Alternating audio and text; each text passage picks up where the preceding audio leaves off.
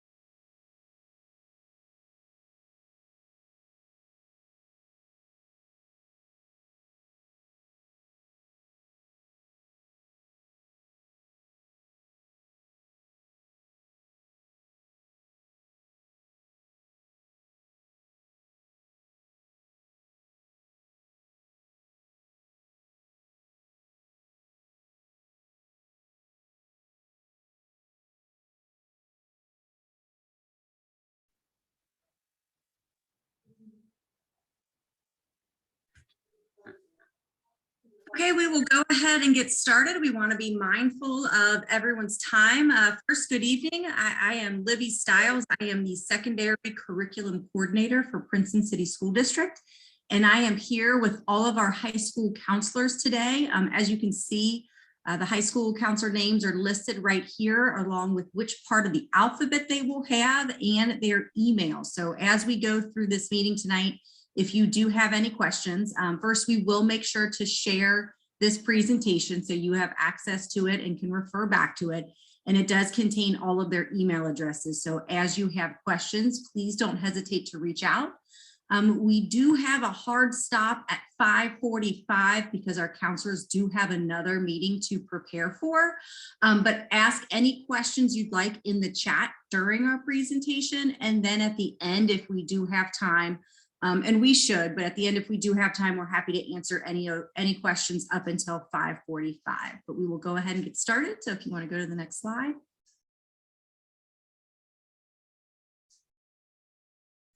Just a brief agenda. We will talk about our Polaris, which is our course description guide and how to select your courses, graduation requirements and student graduation plans, which are going to be new for most of your freshmen. The high school does have standards-based grading, which is different than how the middle school grades. So we want to make sure that we touched on that, as well as talk about things you need to consider when planning for your child's future, which I know sounds like a far way off for 4 years, but it does go quickly and planning does start in the 9th grade. So we want to make sure you have as much information up front as possible. And again, we do encourage you to ask questions in the chat. Or at the conclusion of the presentation, we are happy to answer any questions that you may have. And if we don't have an answer to any of those questions, we will make sure to get that answer to you as quickly as possible, because we are definitely here to assist you. First thing is we want to make sure how to determine what classes to take. And we always start with the courses that your child needs for graduation requirements. We do currently have our 21-22 Polaris on our website, and it is in fact linked here in the red writing. So you can click on that when you have the presentation, or you can go to the website. The 22-23 Polaris will be posted on February the 15th after it is board approved. But a lot of the classes that your child will have available for next year are in fact in the 21-22 course guide, and we will have the most up-to-date one in the 22-23, which will be posted in mid-February. We do want to make sure that parents and students know that it is their responsibility to be aware of all of the courses and the admission requirements for some of our specialized programs. The Polaris is very detailed and will answer 99% of your questions. But as I said at the very beginning, your counselors are here to answer any question that might not be answered in the Polaris, or if it seems a little bit confusing in the Polaris, we definitely want you to ask questions so that way you have the 4-year pathway planned.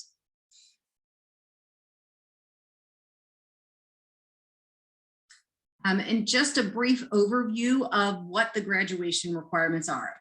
Sticking with the basics, all students are going to need 20 specific credits.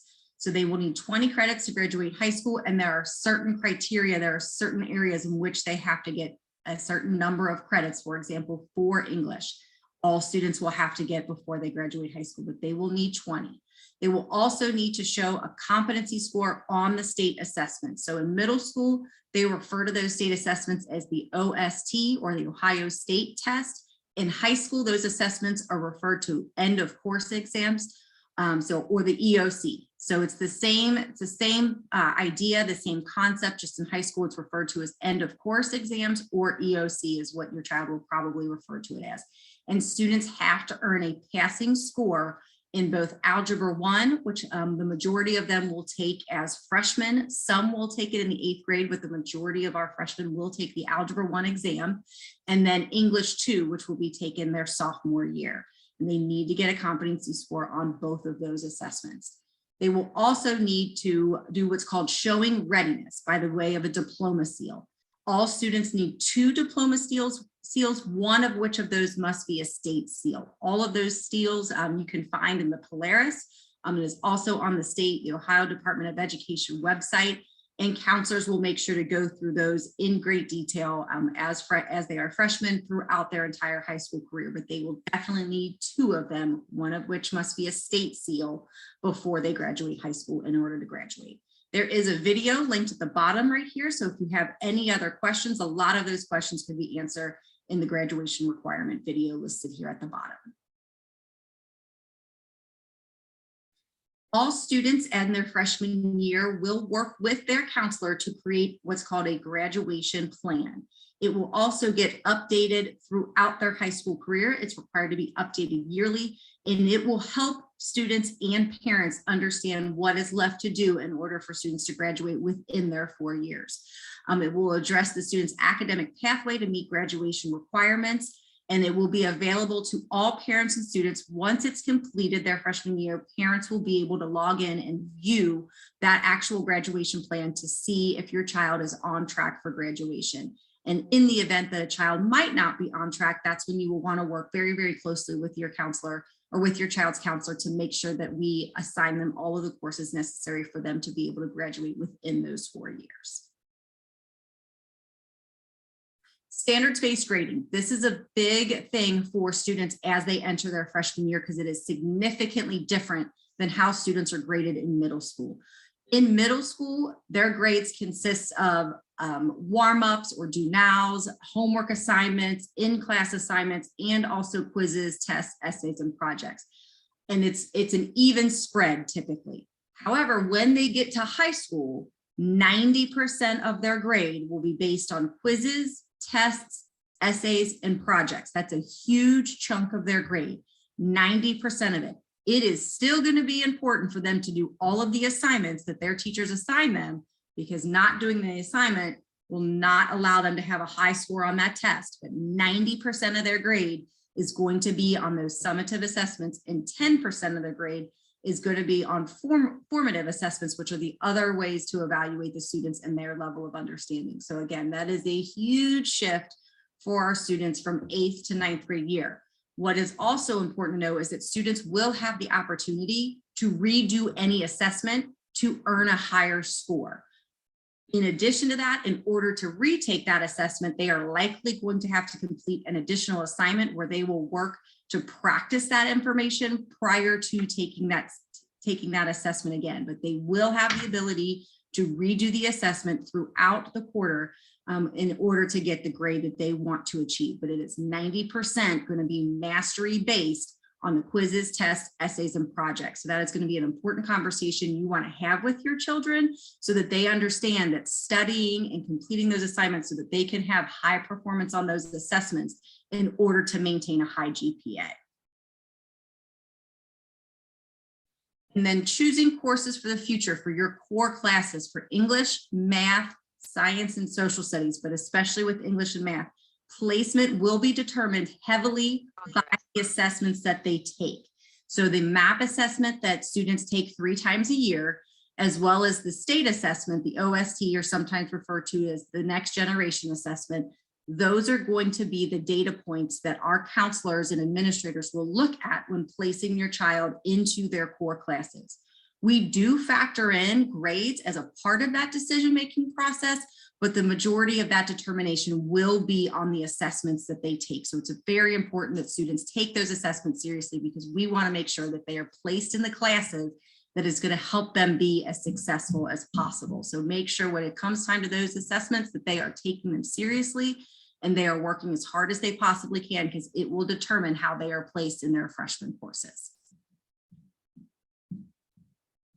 For electives, the high school is going to have a 7-bell day next year, and the core courses are the priority. Electives will fill the remainder part of their schedule, but the core are the priority, and that is what gets scheduled first. As students get further into their high school career, they will have more opportunities for electives. And I will say, and I said this in the first meeting, there are many electives available for our students. Princeton has a wide variety of electives and electives that are going to meet the needs of all of our students based on the interest they have. So we encourage, because we offer so many electives for our students, that's why we encourage parents and students very early on to explore the Polaris, which is our course guide, in depth so that you can match those elective requests with the interests of your child. You're also going to want to think whatever they want to do post-graduation, they want to select those electives that are going to support their long-term goals. So we want parents to look at that Polaris early. We want students to look at that early and in depth so that when making the decisions, you are setting your child up for success post-graduation, and it starts their freshman year.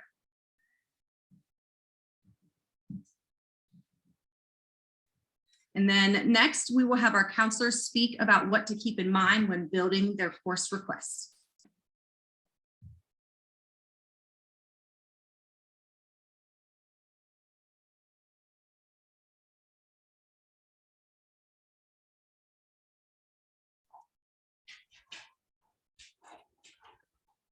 Mrs. Grable, you are muted.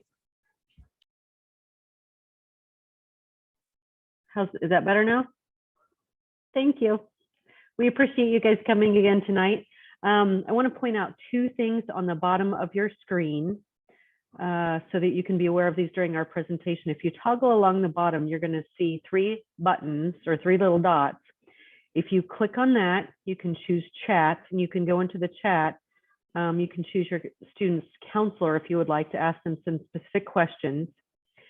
And then later on, while we're talking about this, if you see the other button down at the bottom that says reactions, we'll have time hopefully for some questions at the end. So if you click raise hand, we'll know who might have a question, so we can make sure you get unmuted. So things to keep in mind when building your requests for high school scheduling. First things first, we want to talk to students about honors diploma. We have many, many students, and this number grows every year, of students who are looking to earn an honors diploma. An honors diploma is something that they get recognized for at graduation and something that will be designated on their diploma. But some of these things meet Ohio graduation requirements. Some of these are beyond typical of Ohio graduation requirements as you look at the screen. So if you go down content area by content area, the state says to earn an honors diploma, you have to earn 4 units of math, or we just say credits, 4 credits in math. That's already required by the state.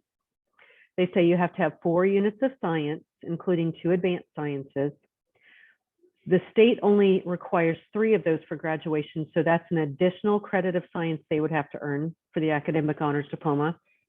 Social studies is exactly the same. The state says you have to have 3 credits, but to earn an honors diploma, you have to have 4. World language is the one that kind of gets a little confusing for some of our students sometimes. They give you 2 options on how to meet the language requirement. You can either choose to take the same language for 3 years. So for some students, that might be French 1, 2, and 3. For others, it could be ASL or Spanish 1, 2, and 3. Some students like to dabble in different foreign languages, so you can also mix and match. But if you mix and match, it becomes 2 years of 2 different languages. So if a student wants to try French and Spanish, they can do 2 years of French and 2 years of Spanish, or any combination between French, Spanish, and ASL, because those are the 3 we offer. For an honors diploma, you have to have 1 credit of fine art, but the state already requires that for graduation, so that's not above and beyond what they already have to have. In terms of GPA, the grade point average, students have to earn a 3.5 or higher unweighted. So if your student's taking AP, CCP, IB classes, honors classes along the way, those weights are not considered for the honors diploma. If you think mathematically back to high school, if any of you ever took time to do your GPA when you were in high school, you might remember that an A was worth a 4, a B was worth a 3, a C was worth a 2, and so on.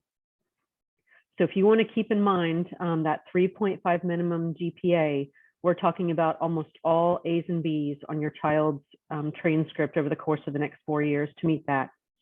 And then either for the testing, they can have ACT, they have to have a 27 or higher, and for SAT, it has to be 1280 or higher. Please note up there, the student has to meet 6 of the 7 criteria. Well, it's fantastic if they earn all 7 of them. They only need to meet 6 to earn the academic honors diploma. And we ask that students let the counselors know during our one-on-one meetings as soon as possible, so we can make sure we're helping them track those throughout their 4 years of high school.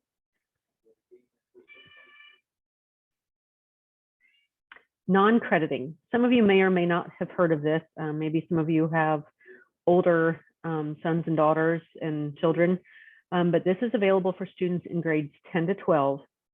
It gives students the ability to take 2 of their elective classes and non-credit, which basically means they don't get counted into their grade point average. If you look into the Polaris, which is our course guide, you can find more details and deadlines in there. Please note that this is something that is the responsibility of the parents and the students to complete the form by the deadline each year. If that's not met, we will not be able to count it. But again, that's for grades 10 to 12. And if you need help finding the Polaris, you can go to the district website, go under the tab that says for parents and students. And if you scroll alphabetically, you'll find the Polaris. You can find more details about this and all the other topics we're covering tonight in the Polaris. We hope you get comfortable with that over the course of the next 4 years. NCAA, if you have a student athlete, it is imperative that you start considering their academic progress from the first day they enter 9th grade. There are 4 major content areas that we'll talk about. We talk about the core classes, and that's math, English, science, and social studies. For NCAA, it also counts foreign language. Those are the only courses that count on a student's NCAA worksheet, which is what we use to determine their NCAA eligibility. So we know the state requires PE classes and some fine arts. We know students like to take other elective courses, and they're important to help students become well-rounded. But in terms of the NCAA, these are the classes they need to performing very strongly in, again, from the day they start high school.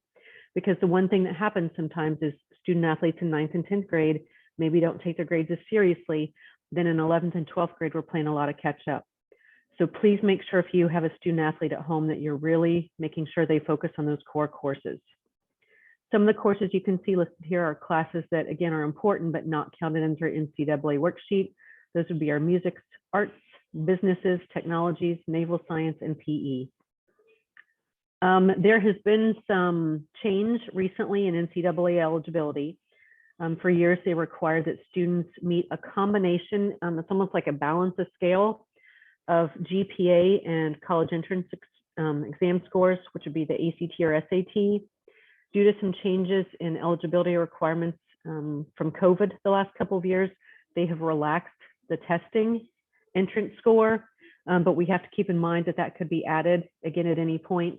So please make sure you keep in mind that while grades are important, so is prep for ACTs and SATs, because it's very likely that that could be added back in by the time your students are ready to graduate. College Credit Plus. Some of you may or may not have heard of this. College Credit Plus courses are an opportunity for students to take college level courses either on our campus at Princeton or off campus at a local university. In order to attend or to have an opportunity, to participate in a College Credit Plus class, students have to qualify to do that. If a student qualifies, they can take a class, and those classes count for high school credit as well as for college credit. So there are very important ramifications to consider if your child is interested in CCP. There's a mandatory meeting that parents must attend if your child is interested in CCP. That meeting is going to be held virtually tonight at 6 o'clock, just like this one is. If you don't have access to the link, please go to the Princeton website, and you can find the link on there to attend that meeting tonight at 6 o'clock. In terms of the scheduling process, this is something that's similar at all grade levels.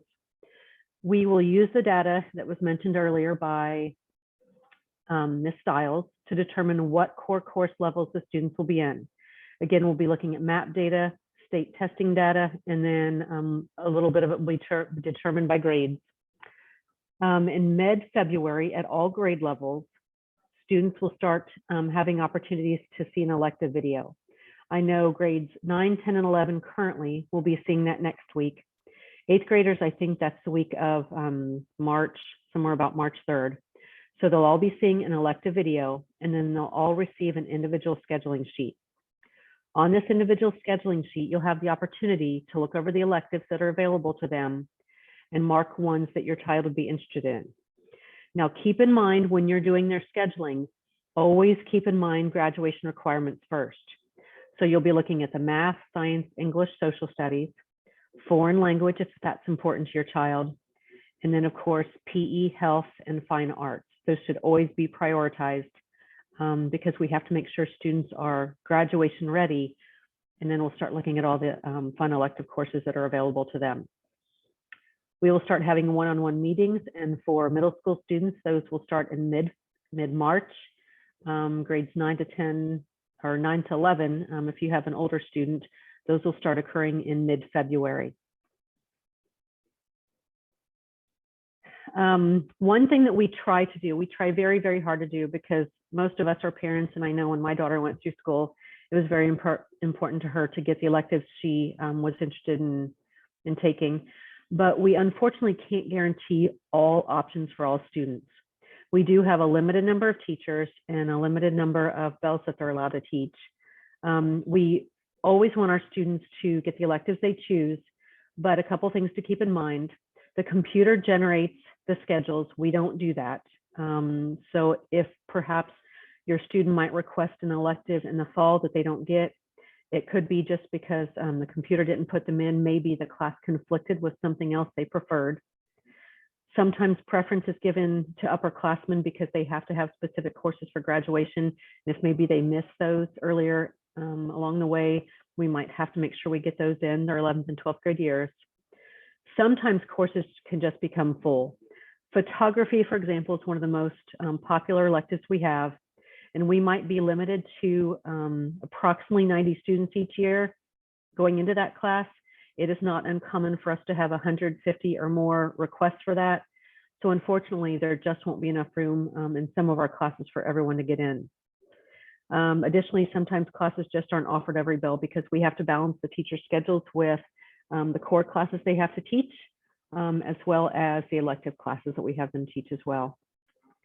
When the schedules are determined, the computer is already set up So all of their core courses should prioritize first. So again, that math, science, English, and social studies should always pop up first, and then we fit in electives as best we can after that.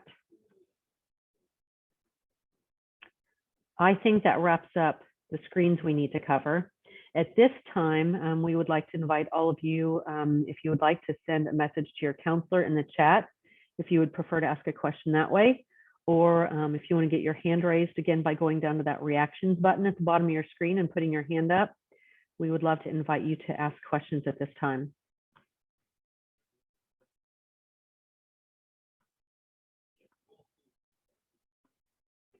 I know I've seen in the chat, number one, we've got the link to this presentation in case you'd like to refer back to it later. Additionally, they have included the link to the virtual CCP meeting tonight as well. I'm going to hang around here just for a couple minutes in case anyone has any questions. If you don't have questions, we want to thank you again for being a part of our meeting tonight. Feel free to reach out with any questions. We'll stick around here for another 5 minutes or so to answer any of your questions, but we're excited about having your soon-to-be 8th graders coming over to the high school, and we hope you enjoy tomorrow and the weekend as we get all this beautiful snow. I hope you all stay warm and cozy in your homes. Have a great evening.